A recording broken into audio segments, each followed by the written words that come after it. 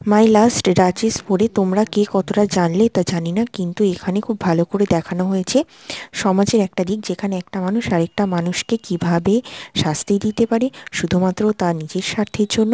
তার নিজের একটা খারাপ লাগার দিক থেকে সে তাকে হয়তো অন্যরকম কোনো শাস্তি দিতে পারতো, কিন্তু সরাসরি তাকে প্রাণদণ্ডে দণ্ডিত করা হয়েছে। মাই লাস্ট ডাচেসে কবি খুব ভালো করে দেখিয়েছেন সমাজের কিছু ভালো মানুষ যাদেরকে সব, আর এই শাস্তির ফলাফল স্বরূপ ডাচেসের কিন্তু মৃত্যু হয়েছে।